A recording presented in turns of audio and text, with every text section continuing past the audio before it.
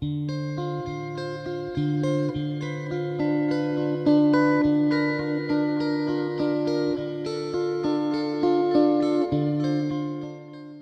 to Finlos Teaches.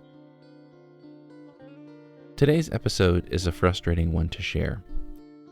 It's frustrating because it's about Florida's anti-progressive policies, specifically those targeting LGBTQ+ students and teachers who support those students or who are themselves part of the LGBTQ+ community.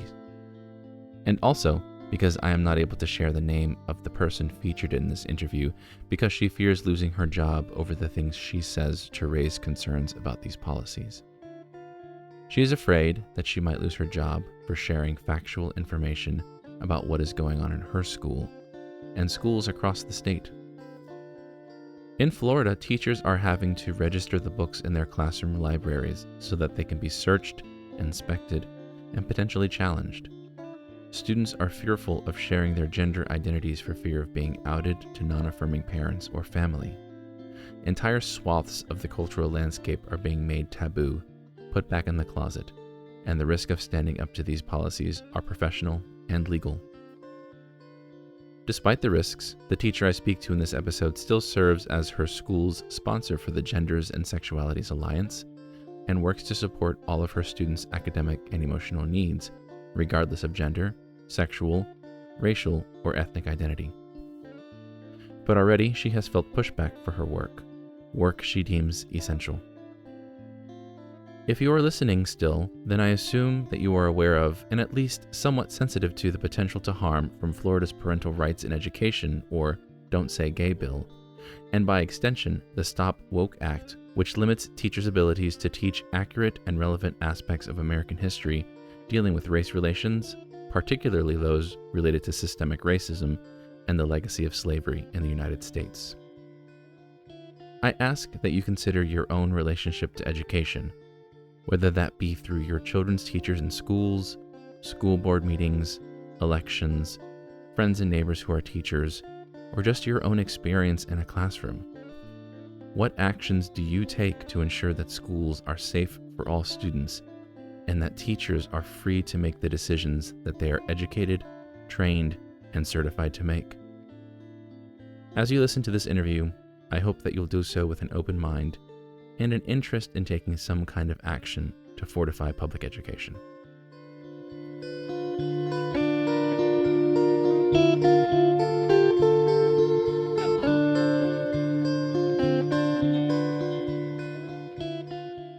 And so I just wanted to catch up with you, see how things have been, and then maybe talk a little bit about some of the struggles you've been going through. Absolutely. So I work in county, which is known for being pretty conservative in its overall viewpoint. So when things came out with the Parental Rights in Education bill, it's definitely something that we're following to the letter. So that has really shifted how our day-to-day operations have worked. So we're very much we've always been very standards based, but we're following the new workbook that was approved. When they tell us to remove a text or something gets voted out, we have to either put a label on it in the library and say this has been a questioned text or a restricted text, and you have to have permission to check it out. Or if it is in the workbook, that might even be something that we're just not going to be able to teach anymore or have to pull out. And just for a little bit of background, how long have you been in the classroom and what courses are you teaching? So this is my 7th year in the classroom. Right now I'm teaching senior English, so English 4 regular. In the past, I've taught sophomore English and then freshman English, as well as communications, creative writing, and ACE general paper. And in that time that you've been in the classroom, has it always been this restrictive? I understand you say you've been in a rather conservative district, but did you always feel this restricted in what you can teach or how you could teach? Absolutely not. It was never so restricted as this. I used to have a lot more autonomy, particularly in the first 3 to 4 years. of my teaching. I had a lot of influence over what I thought would be most appropriate for my students to read. And that was always based in the data that we collected and analyzed that helped us to determine on a day-to-day basis what our students' needs were. And while we still tout the importance of data-informed instruction, it's not happening on the level that it used to. Because at this point, I have collected data on my students and observed that they needed more support in one area. And when I asked for permission from one of the district literacy personnel, it was actually denied because it wasn't in the workbook unit at that time and didn't match up with the theme of the workbook unit. So you feel like there's a lot of kind of micromanaging from the district in terms of how you can approach stuff like that? Very much so. And I do feel like it's at the detriment of the students. So speaking of students, are they aware of not just the policy changes, but how it's affecting you? How do your students seem to be reacting to the different messages that they're hearing?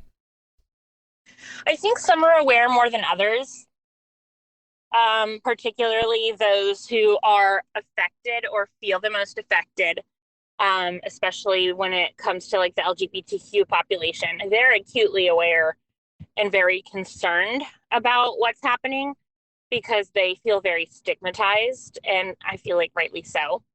Whereas other students might be aware of some of the more like day-to-day operations changes.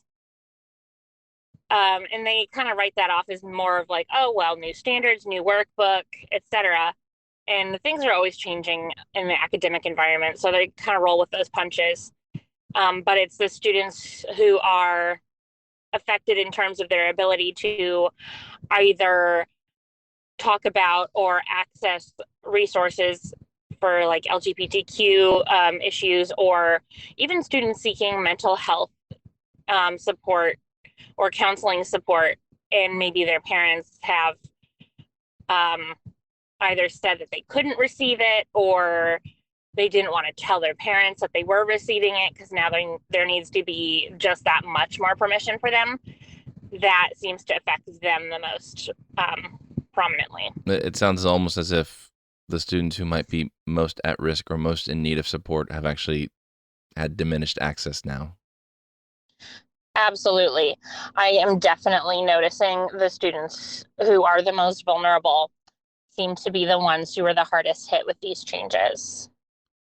And from what I understand, you've been involved with some of those populations in your work, specifically with the LGBTQ population. Can you talk about that a little bit?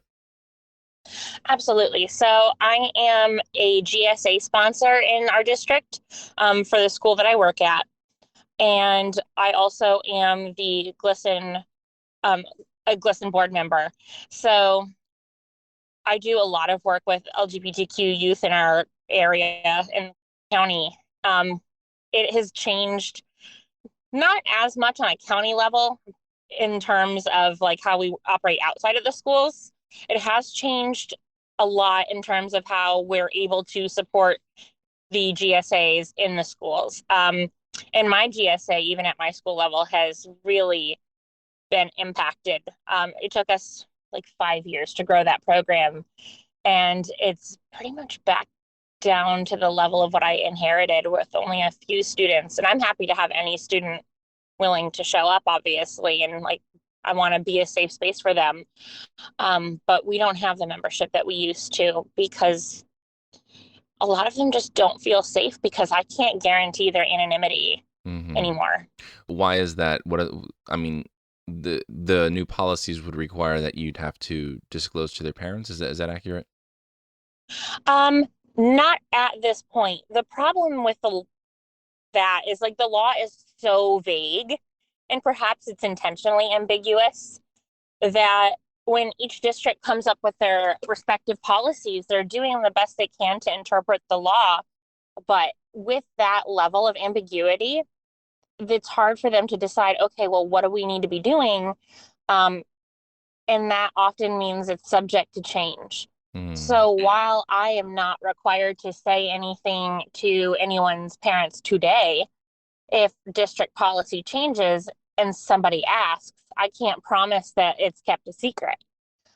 Granted, I want to put a caveat on there and say that the likelihood that anyone would ever ask me is very low. It's not something that's ever come up as long as I've been teaching. Hmm. So I'd be shocked if it did. At the same time, I do feel like it's important for my students to be able to make an informed decision with what they do when it comes to like either engaging in a club or in some sort of school activity where their privacy could be potentially compromised. I feel like they should know what that level of risk is. And Hmm. a lot of them just aren't comfortable with that level at all.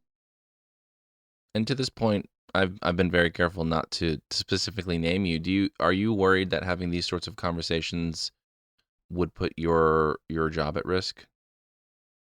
I am fairly certain that it would. They have had many conversations with me, and I've been disciplined about my level of involvement um, because of the kind of conservative outlook they have.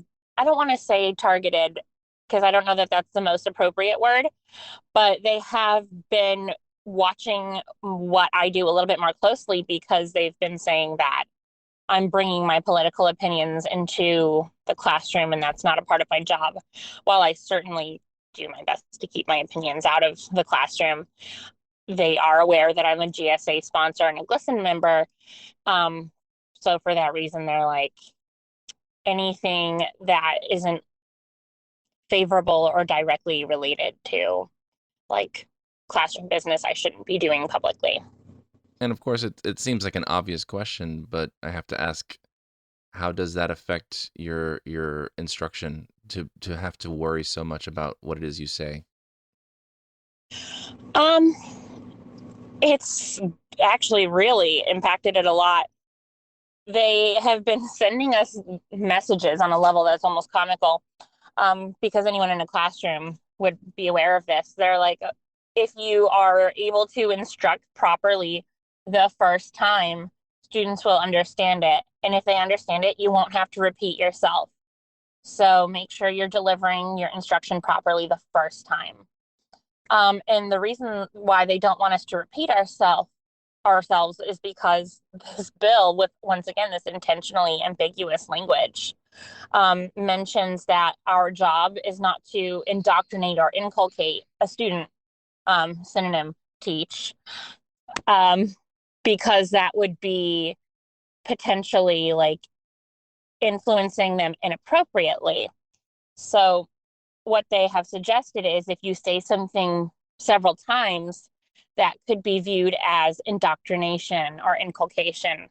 But I think you, as someone with an instructional background, and I, as someone with an instructional background, am well aware that I'm not going to be able to reach every single student the same way the first time.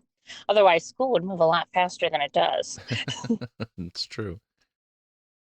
So we keep circling around this question of politics, and yes, we're dealing with policy, which is an inherently political conversation. But at the heart of this, are we really talking about politics, or are we talking about the needs of students? And why do you get so angry about this? The reason I get so angry about this is because, I mean, I love the way you asked that question. It's like, are we talking about students or are we talking about politics? And the reality is that we are so focused on politics and either meeting or trying to create some sort of agenda that the students are no longer in the mix. Honestly, it's almost like they're collateral damage.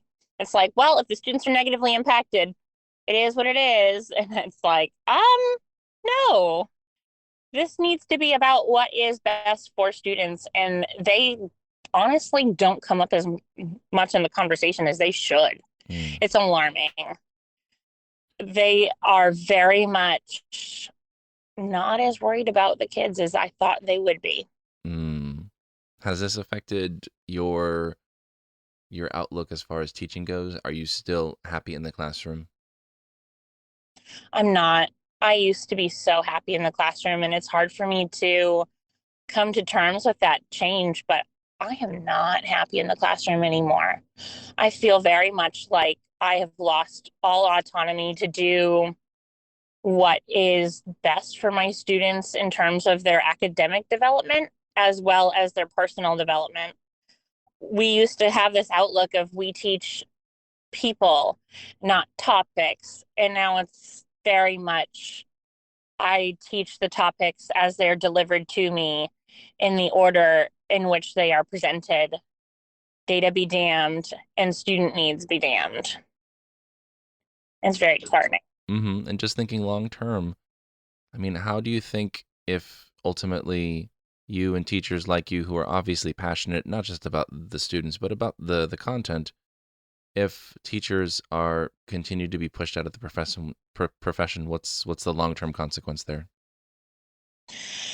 I guess it depends on who we're asking. If from my perspective as an instructor, I think this is going to have a negative impact on students' academic development as well as their personal development.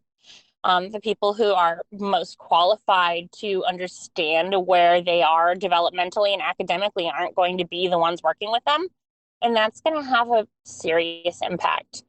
On another level, our governor seems to have this idea that perhaps we aren't the most qualified people to be there.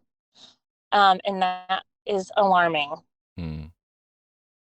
So who needs to hear these messages, do you think? I mean, obviously, I think the majority of teachers are kind of open to the message that you're sending here, but whose mind is it that we need to change, do you think? Um, I know that there are some people who are very much entrenched in their ways, and there's nothing I can say or do to influence them. However, those who are willing to get curious, parents especially, students who are in their high school years who can have conversations with their families and their friends who are registered to vote, who are willing to get curious and talk about the issues regardless of their feelings on them. I think those are the people who need to hear the message. I'm not necessarily trying to put my own influence out there, but I do think that we need to be a little bit more curious about what is best for our students and for our future. And there are going to be long-term impacts that are far-reaching. And whether you have a student in the classroom at this point or not, I think you are the one who needs to hear that message if you're willing to even explore those alternative perspectives. Wow, that's a really powerful message. Thank you so much for taking the time to speak with me this morning. Thank you. It was great to talk to you. Policies around teacher training and accreditation are designed to ensure that all educators are well educated, mentored, and licensed by a thorough certification process, which by definition limits the applicant pool to adequately qualified candidates. It used to be that those who met those criteria had the potential to be granted job security through tenure or continuing contract. Florida no longer offers tenure to beginning teachers or to experienced teachers who shift districts. Benefits for educators used to be among the best, with pension and healthcare at very low costs, with an understanding that these high-value offerings would be balanced by modest pay schedules. Costs for those benefits have increased faster than salaries have grown to compensate, and those pay schedules have not kept up with cost of living increases. These social contracts, long the bastion of overworked teachers, were bolstered by the final aspect of teacher independence: the respect for teachers' abilities to teach the necessary standards while augmenting curricula with materials to enhance the classroom experience of students, with needs determined by the educator to match the class or even the individual student. These policies represent only the latest in a long line of laws, rules, determinations, standards, or barriers that stifle teachers and their ability to teach. I would argue that this lineage of teacher deterrence is intentional and designed to push public education to the margins, thus leaving it primarily for the marginalized. Meanwhile, funding, support, and all other measures of affluence are diverted to other alternative modes of education, such as private charter, fully private, or religious institutions. Parents are the most powerful force in making changes to educational policy. Please use that power wisely. That's it for this episode. If you have comments, questions, or suggestions for future episodes, please contact me via social media. Email me at finloslives@gmail.com or leave me a voice message via the SpeakPipe app at finloslives.com. If you would like to become a financial supporter of the show, you can do so at the Finlos Lives page on Patreon. Thanks for listening, and I look forward to our next conversation.